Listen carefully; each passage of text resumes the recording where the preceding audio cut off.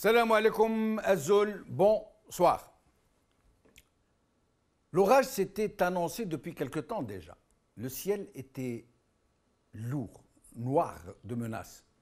Et toutes les feuilles de tous les arbres, de toute la forêt, bruissaient nerveusement. Elles frémissaient sous la chape des nues prêtes à s'abattre en trombes serrées. Mais personne n'avait prévu que la foudre allait tomber sur le totem incantatoire, celui que les gardiens du temple exposaient aux foules médusées, à ces multitudes sidérées qui n'avaient jamais rien connu d'autre, puisqu'en 10 lustres successifs, 10, le totem n'avait jamais été vraiment contesté. À une certaine époque, un séisme l'avait quelque peu ébranlé sur ses fondements, mais un fleuve de sang vint vite emporter ce qui n'était que vaine velléité. Les gardiens du temple avaient trouvé la formule magique pour parer à toute menace contre le totem, leur totem. Ils étaient là, joufflus, moustachus, ventrus, fessus, emplis jusqu'à la gueule, bardés d'insignes dorés. Mais ils s'étaient entourés de jeunes loups efflanqués aux canines courbes, les yeux injectés de sang, prêts à sauter à la gorge de quiconque s'approchait de trop près du totem. Et voilà que sans même que le tonnerre ne retentisse, comme si cela se passait dans un film muet en noir et blanc, la foudre vint couper le totem en deux. Il n'avait pas été mis bas, mais il se dressait désormais en deux moignons calcinés. Les foules médusées, les multitudes sidérées ne comprenaient pas. En 10 lustres de totem unique, même s'il avait été peinturluré aux couleurs de l'arc-en-ciel, il s'était toujours imposé à tous comme le seul et unique totem. Et les 1000 terrifiants yeux qui étaient incrustés en son tronc et qui jamais ne se fermaient, vous suivez de leur regard terrifiant et inquisiteur où que vous alliez, où que vous vous trouviez. Des générations de foules médusées et de multitudes sidérées avaient fini par assimiler le totem à leur identité collective. Ils savaient tous que les gardiens du temple, joufflus, moustachus, ventrus, fessus, emplis jusqu'à la gueule, bardés d'insignes dorés, usaient du totem pour continuer à s'emplir jusqu'à la gueule, à exercer un droit de cuissage sur la terre-mère. Mais les foules et les multitudes avaient fini par s'imprégner des litanies qu'on leur scandait, qu'on leur marmonnait, qu'on leur martelait, de leur naissance à leur mort, que le totem était l'esprit de la terre-mère, des ancêtres, de la tribu, de l'honneur, de la dignité, et que le contester était trahir l'être collectif, la terre-mère, les ancêtres, la tribu, l'honneur et la dignité, que nul ne pouvait l'abattre le totem, qu'il resterait toujours debout le totem, parce qu'il était l'émanation d'un idéal qui avait été concrétisé par la chair et le sang des ancêtres, le totem qui s'était sacrifié pour qu'il soit. Et voilà que la foudre vint fendre le totem en deux.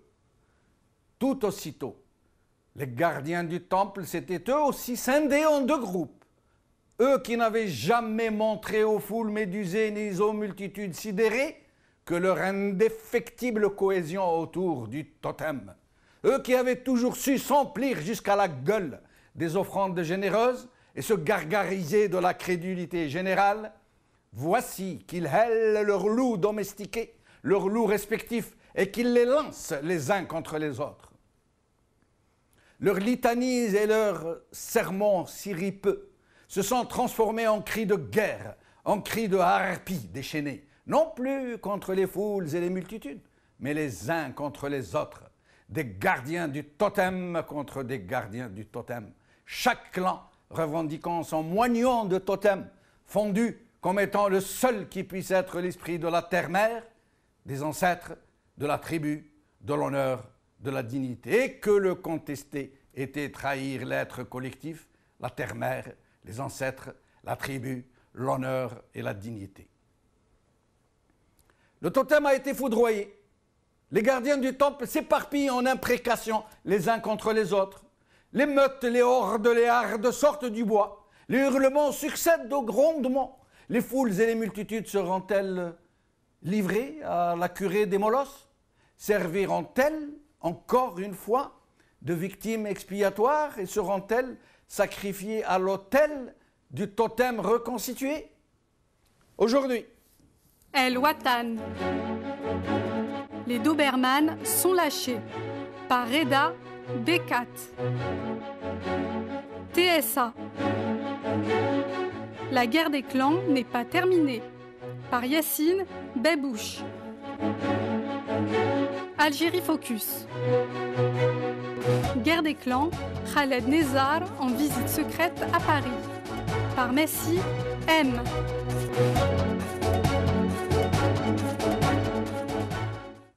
Avec nous aujourd'hui, Sofiane Gilali, président de Gil Jadid, Sami Dziri, documentaliste, Faisal Mattawi, journaliste.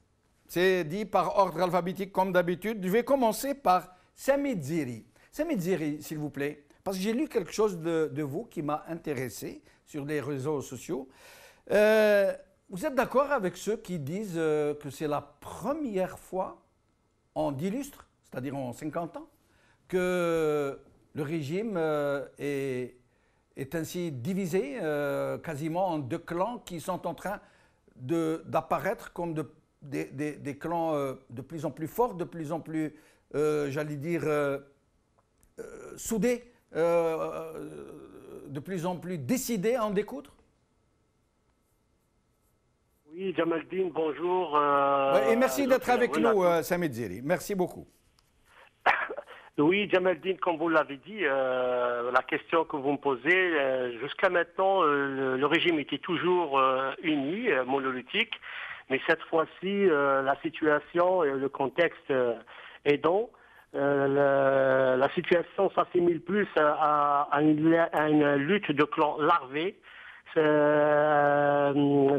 S'assimile plus à une série de télé que tous les téléspectateurs l'ont connue, la fameuse Highlander, où le credo c'est il doit rester qu'un. Parce que cette fois-ci, la crise elle est très très très profonde. Elle est caractérisée par plusieurs signaux. Ce n'est pas une lutte d'ego ou d'individualité pour la chasse gardée d'un espace. Ce n'est pas la monopolisation du pouvoir. Ce n'est pas aussi des conflits périphériques pour des espaces d'influence. Ce n'est pas un conflit larvé entre lièvres qui proposent leurs services.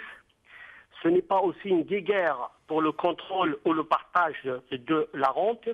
Cette fois-ci, c'est une lutte à mort parce que le clivage est très très très distancé entre ces deux clans qui se sont constitués tout récemment. Un clan, bien évidemment, qui est très très fort, mais en même temps très très fragile, celui de Saïd Bouteflika, et l'autre, celui de tous les décideurs moyens et grands, et qui est en train de se reconstituer. L'enjeu est la prise de pouvoir, tous les pouvoirs. Et en plus, la finalité, c'est qu'un des deux clans doit être neutralisé, voire liquidé, tout simplement. Eh bien, vous y allez fort, Sami Dziri. Mais dites-moi, pourquoi nous dites-vous que le clan de Saïd Bouteflika est en même temps très très fort et très très faible? Vous voulez dire quoi par là? Ben, écoutez, l'évidence parle d'elle-même parce qu'il est très très fort, parce qu'il a réussi à prendre tous les pouvoirs. Je parle du clan, hein, et il a réussi à prendre tous les pouvoirs. Depuis 2006, il a réussi à avoir une protection et un soutien indéfectible de la part d'une puissance étrangère et qui a réussi à l'imposer, ce clan, à tous les autres, et notamment ceux qui ont géré 20 ans auparavant. les plus puissants parce que il a réussi à décapiter aussi le pouvoir référentiel de l'époque, qui est le DRS. Et en même temps, il est très fragile, car sans l'ombre de son frère, totalement diminué, et derrière lequel il se cache, il ne pèsera pas un gramme. Si le frère sera appelé à disparaître, il disparaîtra avec lui. Et c'est pour ça qu'il veut préparer une succession contrôlée et imposera un homme qui ne va pas les trahir et qui va assurer leur retraite. Et bon, pour ce clan-là, il y a des noms, mais pour Saïd Bouteflika, il n'y a que Chakib Khalil, parce que bon, entre eux, il y a beaucoup de choses. Il y a l'histoire à Oujda, mais aussi il y a les affaires. Et puis, il y a énormément de choses qui ont été faites quand Chakib Khalil était aux commandes au ministère de l'Énergie, à la Sonatra, et ainsi de suite, qui a réussi à constituer une manne conséquente, qui a permis à... Une caisse noire, vous voulez dire. Une caisse noire. Hein? Une caisse noire. Bien sûr, qui a imposé à corrompre, à acheter, à faire, comment on appelle, à coopter, à faire sortir des gens d'un autre clan pour le ramener à cela, à poser des trahisons. Mais pourquoi, Sami Djeri, pourquoi Saïd Bouteflika, au lieu de chercher à imposer un Chakib Khalil qu'il a réimporté très difficilement, pourquoi ne se propose-t-il pas lui-même au remplacement de son frère, à la succession de son frère? Ben écoutez, il n'a pas l'envergure d'abord, il n'a pas le charisme, on ne l'a jamais entendu parler, on ne l'a jamais entendu s'exprimer, c'est quelqu'un qui a évolué toujours dans l'ombre, et voilà, c'est pour cela qu'il préfère être à l'arrière, derrière le rideau, et mener les choses à la baguette. Mais vous pensez qu'un Chakib Khalil a l'envergure ou le charisme?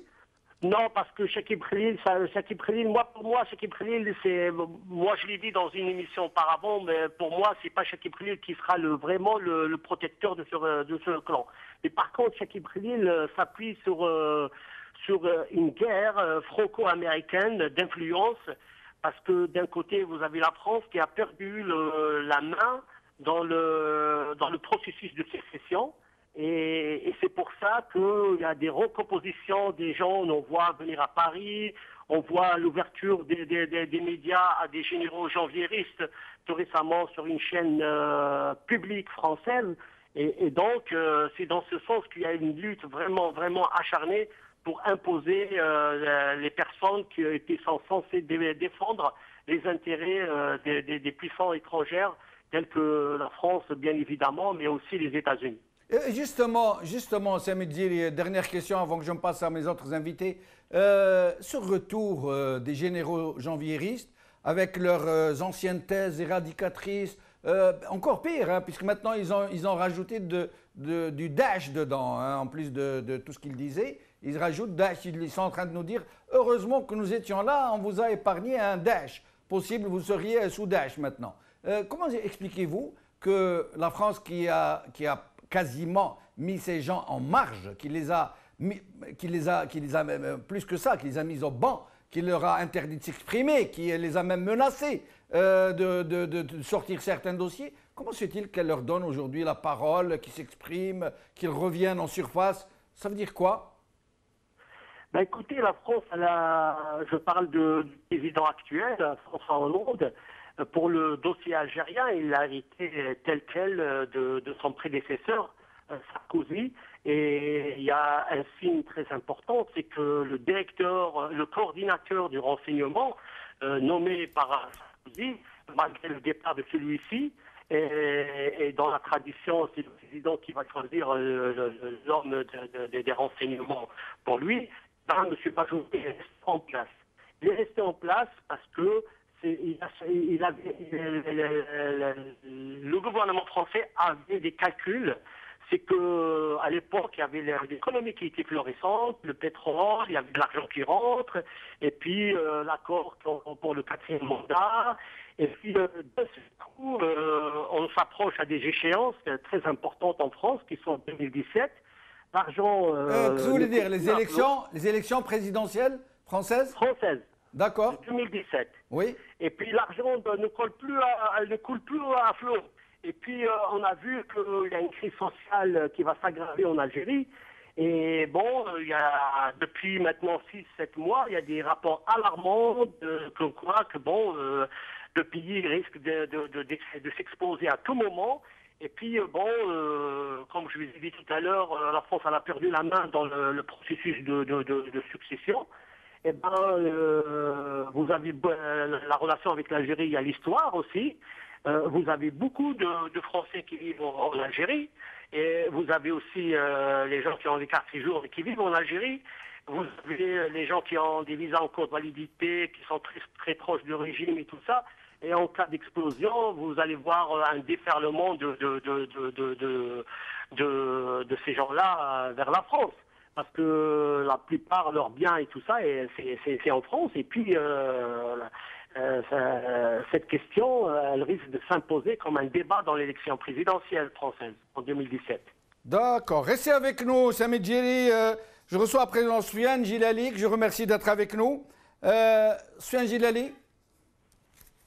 Oui, merci à vous, Tibachinov, et bonjour à tous les téléspectateurs. Bonjour. Vous avez entendu ce que nous disait Samit Djeri? Absolument, oui. Je pense qu'il y a une très grande part de vérité, bien que ça soit, j'imagine, plus de l'analyse que de l'information pure. Parce que très souvent, à partir de petits faits, petit à petit, on arrive à comprendre un peu ce qui se trame derrière. Mais je pense qu'il est dans le vrai. Et vous pensez vraiment que cette fois-ci, il a cité cette fameuse parabole du film Highlander qui dit il ne doit en rester qu'un. Ils en sont à ce point? Ça veut dire une lutte à mort à ce point, selon vous? Je ne sais pas qu'est-ce qui se trame exactement, mais à l'évidence, vu ce qui sort maintenant sur la scène publique, il y a un très grave problème. Et ça, je crois que beaucoup l'ont compris déjà depuis 2013 au moins, où il y avait tellement de bruissements, de bruit, de couloirs.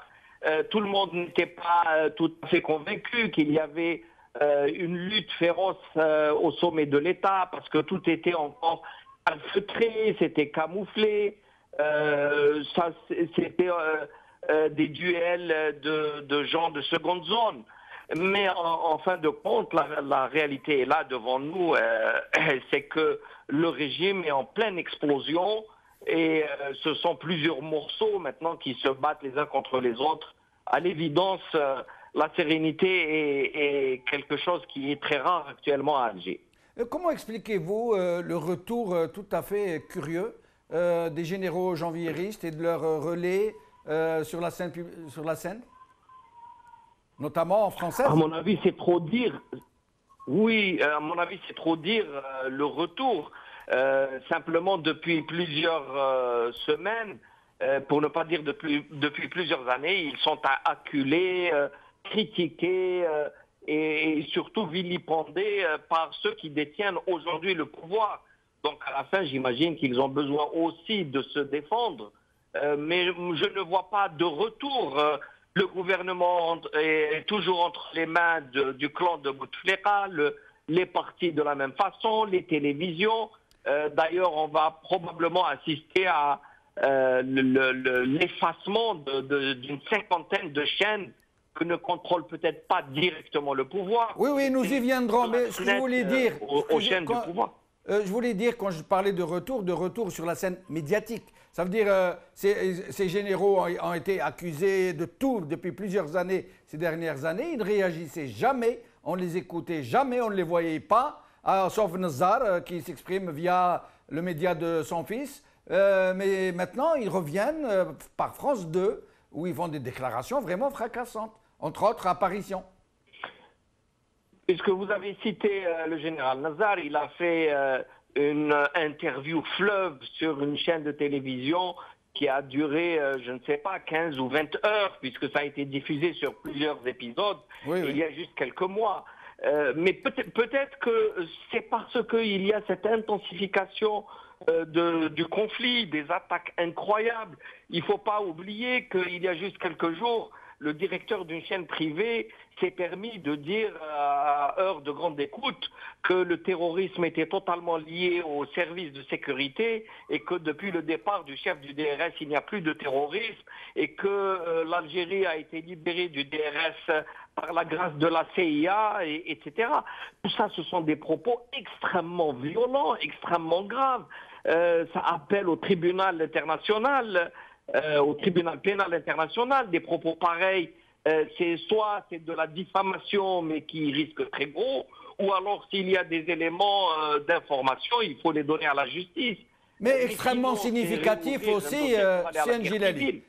Ces propos sont extrêmement significatifs aussi, en plus d'être graves, puisque à partir du moment où on lâche l'artillerie lourde comme ça, de cette façon, c'est qu'il y a péril en la demeure des clans, j'entends.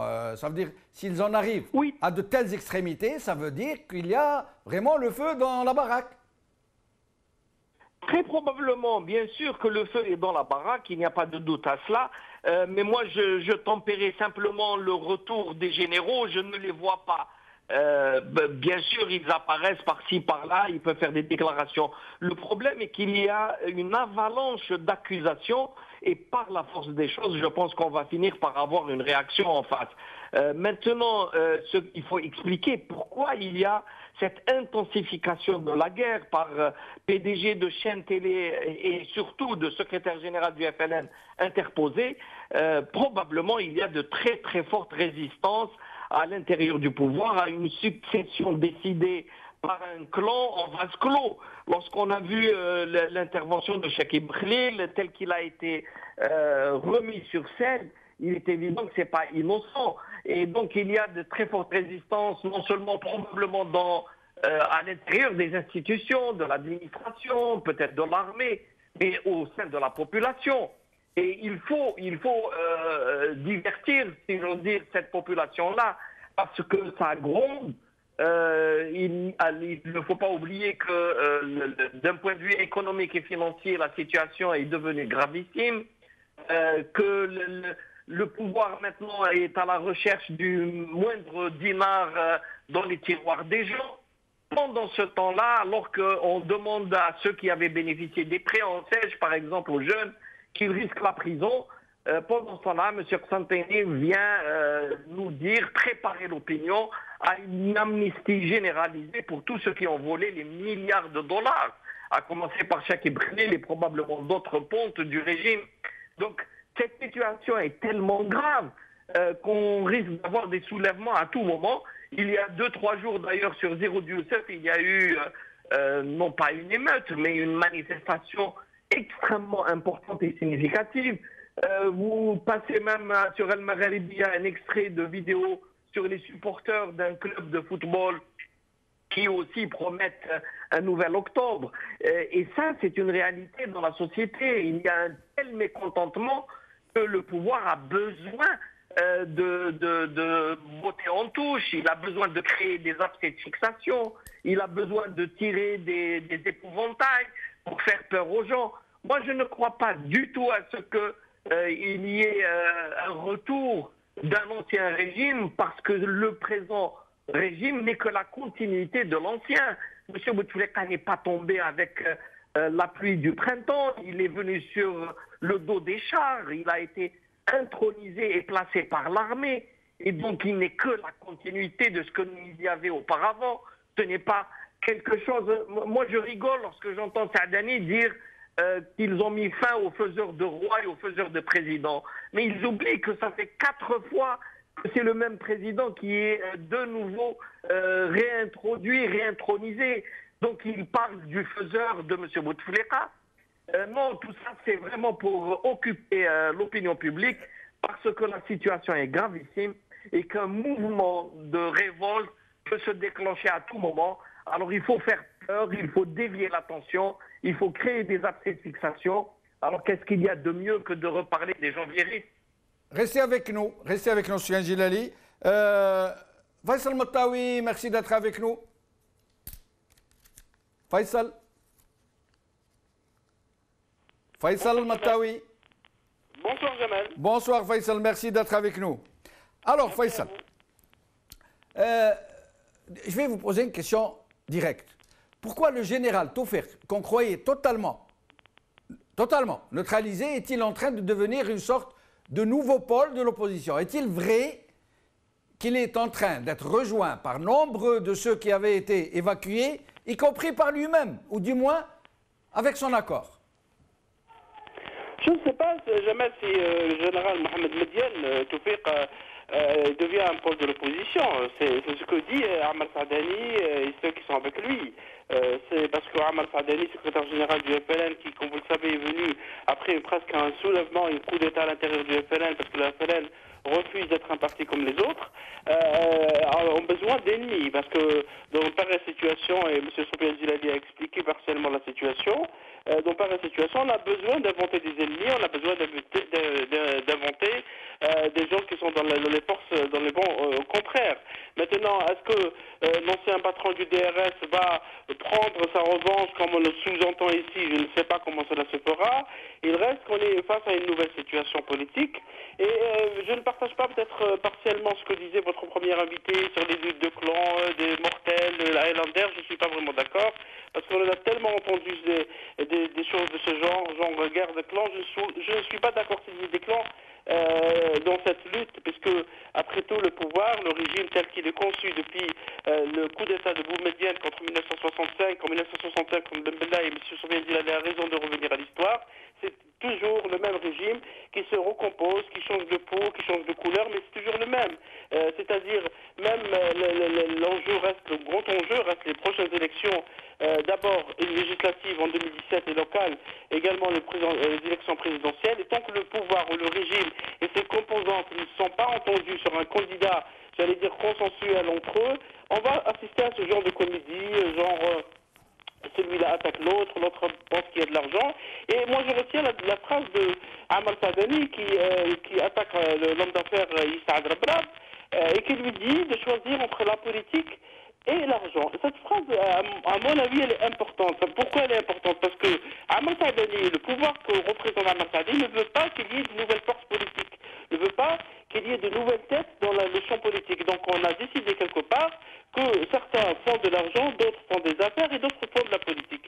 Et là, c'est effectivement un symptôme de ce qu'on peut appeler la crise du régime. Le régime est en phase, maintenant est arrivé à un niveau où il doit changer, mais comment changer? Comment aller vers le changement? Est-ce qu'il faut faire confiance aux jeunes générations qui sont, y compris au sein de l'armée? Est-ce qu'il faut reprendre les mêmes sur les mêmes traits?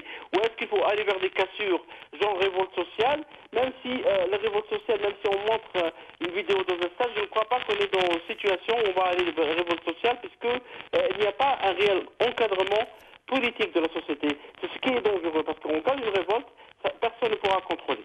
Mais Faisal, quand vous semblez nous dire qu'il n'y a rien de nouveau à l'Ouest, comme on dit, c'est habituellement aux échéances aussi cruciales, il y a des luttes d'influence au sein du même régime.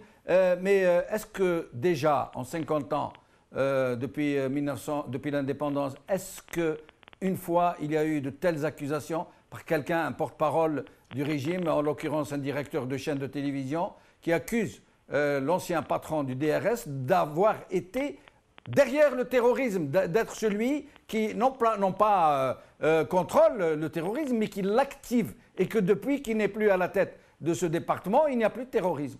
Est-ce qu'il y a déjà eu une attaque aussi gravissime?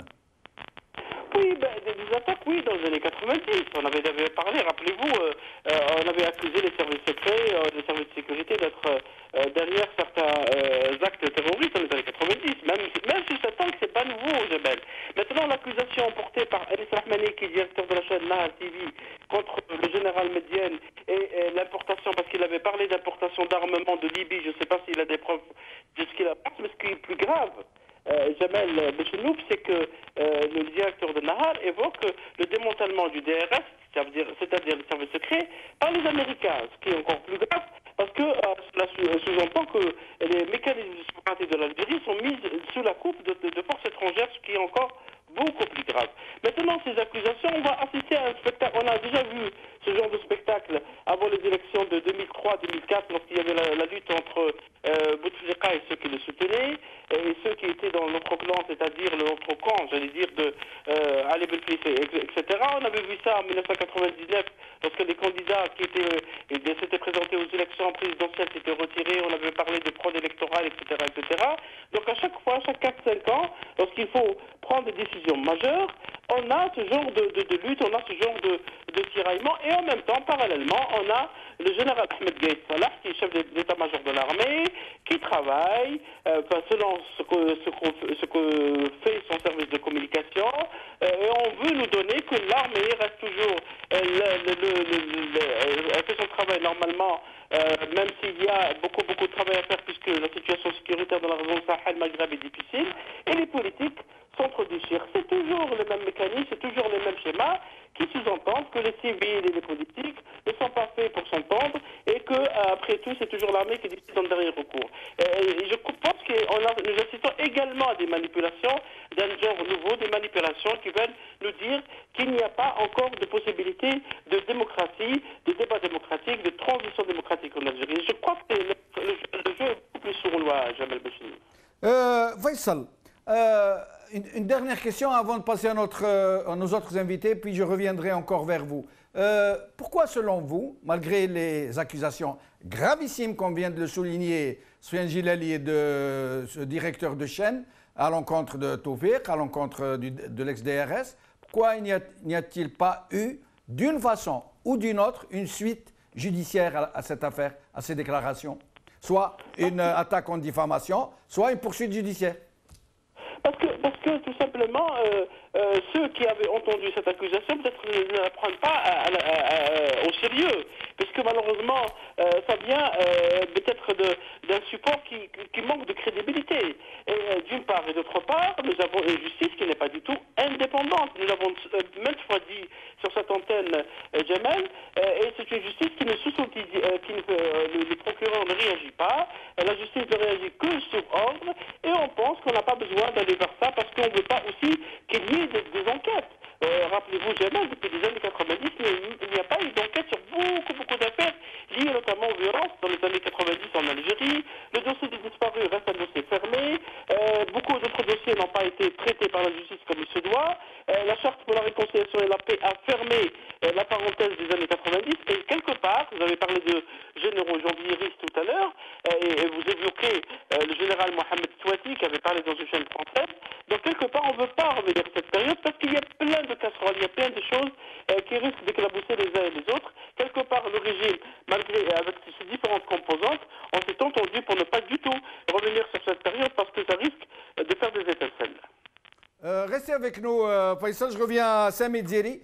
Samit Zeri, vous nous disiez tout à l'heure que la France devient subitement frileuse à l'endroit de ce régime qu'elle avait pourtant porté à bout de bras, dont elle avait quasiment imposé l'actuel président un 4e mandat, malgré son état de santé. Vous nous dites parce qu'il prévoyait qu'il ne se passerait rien en Algérie, qu'il y avait assez d'argent, que tout était paré, mais que maintenant, il se peut que ça n'aille pas aussi bien que prévu.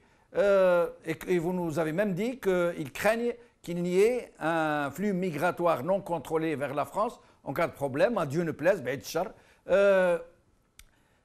il y a tant de gens qui peuvent se rendre aussi facilement en France, qui vivent en Algérie. Ça veut dire entre ce que nous avez dit, les résidents, les doubles nationaux, les gens qui ont un visa en cours de validité. Vous les estimez à combien éventuellement?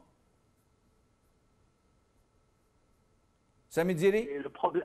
Le problème de la France aussi, elle a ses propres problèmes politiques et en même temps économiques, mais il y a aussi le fait que la France elle a changé de position compte tenu de la conjoncture. Compte tenu de la conjoncture, parce que il y a aussi la peur des scandales. Si des gens viennent en France avec une telle quantité et qui est combien selon vous, en plus des sans parler des haragas, les gens qui ont un visa qui ont une carte française. Mais c'est pas le chiffre qui est très important, c'est la qualité de cette immigration. Les gens qui vont venir ici et qui ont des comptes bancaires, ils ont des biens, Et les gens, ils vont pas se laisser faire, ils vont sortir des dossiers, et voilà, et les scandales, les connivences avec une classe politique, les connivences avec des hommes d'affaires, et puis ça va éclabousser tout le monde. Et c'est un contexte qu'il faut éviter à l'approche des élections présidentielles en France. Vous pensez que des dossiers de nature sécuritaire, de connivence entre les services français et algériens pourraient ressortir Non, il y a aussi les connivences financières, surtout. Vous parlez des commissions il y a trop d'argent en France qui appartient aux Algériens.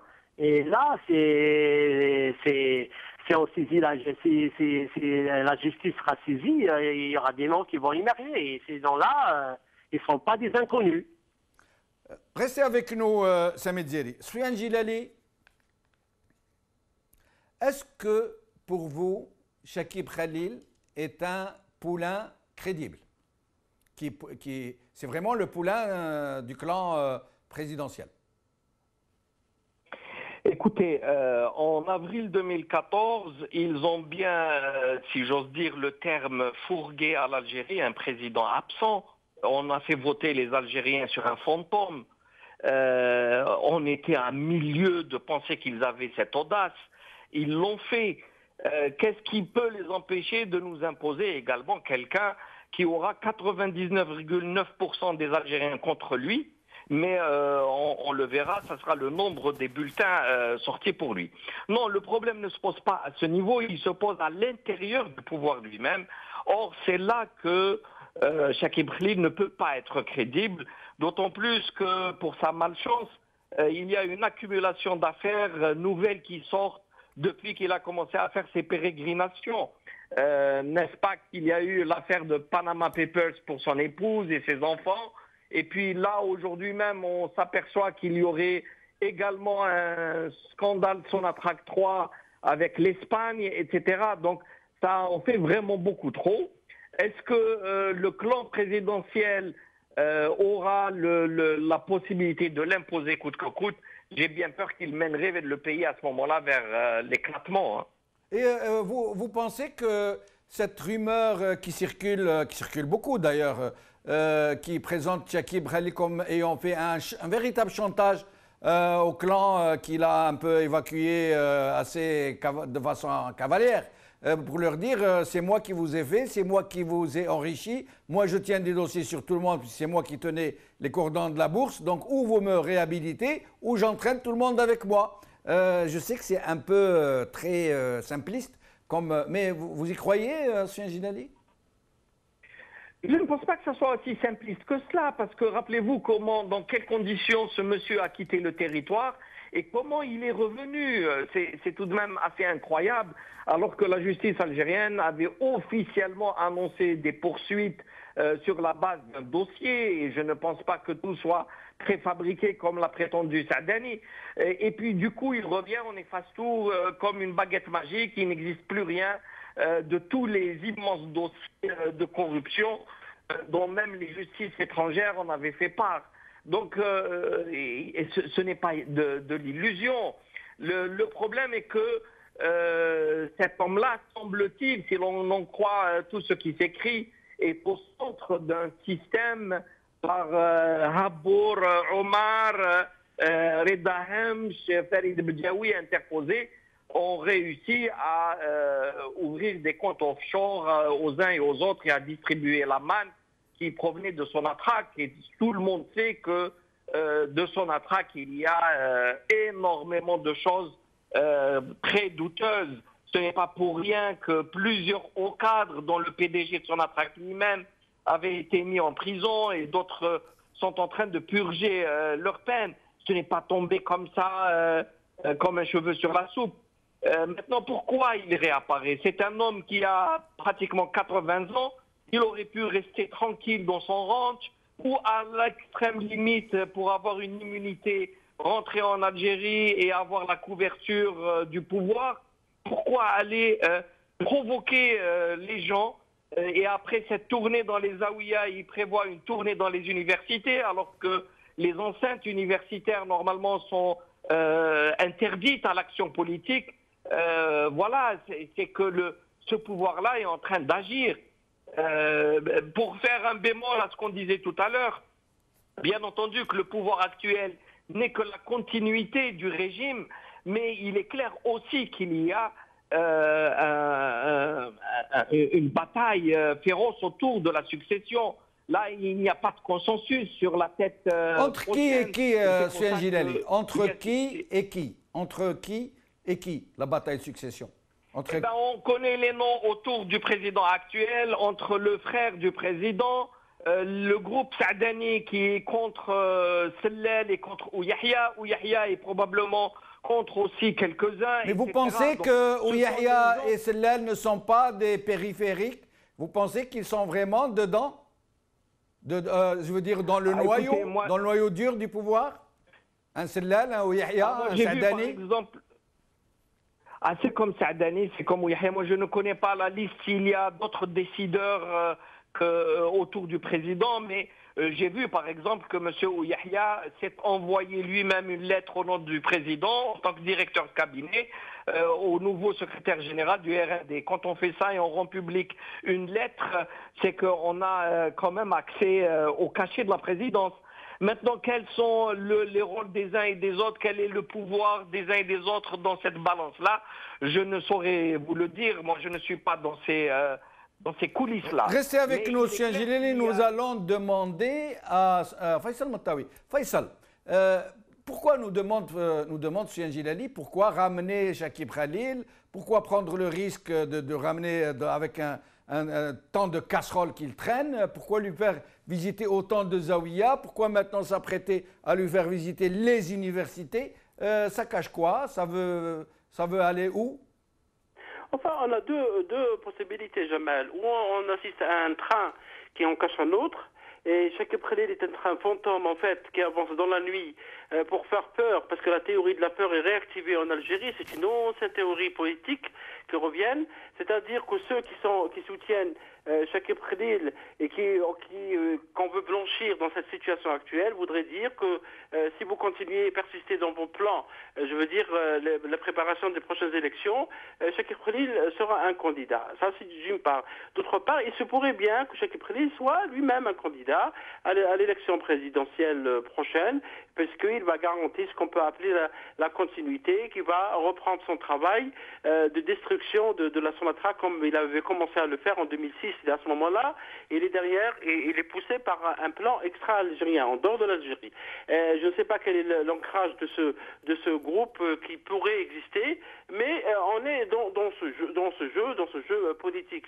Comme Sofiane l'expliquait, comme nous l'avons déjà expliqué, maintenant on est en train d'essayer de savoir, tout le monde veut placer son candidat, il n'y a pas d'entente apparemment, il n'y a pas d'entente. Il se pourrait bien qu'à l'approche des élections présidentielles, Chakib Khalil va se retirer et on va revenir comme si de rien n'était. On a vu déjà le théâtre politique algérien nous présenter des pièces, nous présenter des comédiens qui sortent et qui rentrent sur scène et qui parfois disparaissent à tout jamais parce que on veut, si vous voulez, brouiller l'analyse justement, parce que l'analyse, il y a beaucoup on peut savoir dans tous les sens, y compris dans la presse algérienne, brouiller la vision future pour qu'on puisse probablement aller vers le véritable candidat de celui qui va émaner des...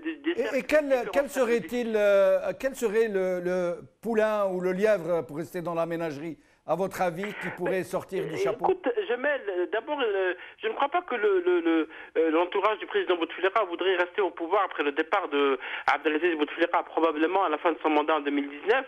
Le seul point que ce groupe voudrait avoir ou assurer un point positif pour lui, c'est de garantir de l'absence de poursuites pénales éventuellement dans le futur ou de remise en cause de ce qui a été fait. Et là, je pense, Jamel, qu'en l'état actuel des choses, c'est peut-être prématuré, mais on va assister à une multitude de candidats et chaque candidat va apparaître aux yeux de l'opinion, aux yeux des analystes, comme le candidat du consensus et du pouvoir. Et comme la machine qui était derrière la fraude électorale, elle est maintenant démantelée. La machine qui a fait des présidents par le passé, je veux parler de l'ex-DRS, cette machine n'existe plus. qui va frauder pour les prochaines élections. Et c'est là le problème. Qui va frauder? Comment on va s'assurer que tel candidat sera celui qui va être président d'Algérie 2019? Tout le problème est autour de ce point. Comment réorganiser la situation interne du régime sans aller vers des cassures et des divisions. Et les déclarations faites en ce moment entre les uns et les autres, c'est justement veulent cacher ce marasme, ce véritable casse-tête chinois qui se présente face aux décideurs en Algérie. Restez avec nous, Faisal, jusqu'à la fin de l'émission. Un dernier tour de micro. Sami Dziri, quelque chose à dire. Je rappelle que demain, il y aura la deuxième partie de cette émission. On parlera notamment de la menace du régime de fermer la soixantaine de chaînes de télévision qui activent de façon illégale, nous dit-on. Sinon, Sami Dziri, le mot de la fin pour vous, qu'est-ce que vous pourriez nous dire? Oui, le mot de la fin, moi, sincèrement, Jamaldine, je suis à la fois triste, mais surtout inquiet. Inquiet parce qu'il y a une absence d'opposition dans l'échiquier politique et elle n'arrive pas à peser sur la balance. Et deuxième chose, et l'absence aussi d'une troisième force. Dans toute l'histoire de l'Algérie, quand il y a eu des moments graves de crise, il y a eu toujours l'émergence d'une troisième force qui a pesé et qui a ramené comme en 54, comme en 79, et voilà. Et troisième chose, ce que je réponds juste à Faisal Mataoui pour ce qu'il a dit tout à l'heure. Moi, je n'ai pas eu le temps de développer qu'il y a aussi la notion de fin de cycle de ce régime. C'est pour ça que c'est une fin de cycle générationnel du personnel politique. Parce que le régime de tout temps a réussi à se régénérer, à changer sa mue, voire même à se muter. Mais on a Saïd Bouteflika aujourd'hui qui est jeune. On a d'autres qui sont jeunes. C'est pas cela. Ouais. Le plus grave, c'est qu'il y a aussi le verrouillage de l'espace politique permettant à une génération d'émerger. Et Faisal Mataoui, là où je suis d'accord avec lui, c'est qu'il n'y a pas un encadrement de la société civile. Et dans une crise pareille, en cas d'explosion, c'est tout azimut. Ça veut justement, je vous remercie. Restez avec nous jusqu'à la fin de l'émission. Et je poserai la question à Soufiane Djilali, qui a parlé tout à l'heure de l'éventualité d'un sursaut populaire, d'une révolte. Justement, Soufiane Djilali, en l'absence, comme vient de nous le dire Sami Dziri, d'un encadrement, de forces qui pourraient rallier autour d'elle une éventuelle contestation populaire, comment envisagez-vous un sursaut populaire dans dans des conditions aussi désertiques? Il n'y a rien sur la scène politique, à part quelques forces d'opposition qui ont été quasiment, encerclées, cernées, à qui on a retiré tous les moyens, qu'on enferme, qu'on empêche d'activer. Comment envisagez-vous un éventuel sursaut dans ces conditions? Tout le drame est là. Il n'y a pas d'encadrement de la société et c'est d'autant plus dangereux parce que maintenant qu'il y a une baisse aussi brutale du pouvoir d'achat, cela peut entraîner des réactions extrêmement violentes à l'intérieur du pays. Ce sont des jacqueries qui peuvent éclater par-ci, par-là. On l'a vu, il y a des exemples et petit à petit, c'est tout le régime qui est en train de se déliter. Alors si on assiste à la continuation des attaques entre les institutions, les retraités, les nouveaux, etc., c'est non seulement l'effondrement du régime, mais surtout le risque d'un effondrement de l'État qui est à l'horizon. Et ça, c'est extrêmement grave pour le pays. Merci Soufiane Djilali, merci Faisal Mataoui, merci Sami Dziri. Merci à vous, chers amis téléspectateurs, de nous avoir suivis. Je rappelle que demain, nous poursuivrons la deuxième partie de cette émission où nous poserons des questions. Pourquoi l'affaire Khabar a-t-elle pris une telle proportion? Pourquoi cette menace, voire cette promesse du régime de fermer toutes les chaînes de télévision à part celles qui sont accréditées? Ça veut dire une cinquantaine presque de chaînes de télévision qui menacent donc d'être fermées. Pourquoi des attaques groupées d'une extrême violence contre certains relais du régime, tout particulièrement ceux affiliés à l'ex-DRS? Étant de questions que nous poserons demain et que nous poserons à nos invités de demain. Merci et à demain. Prends la khair, bislama.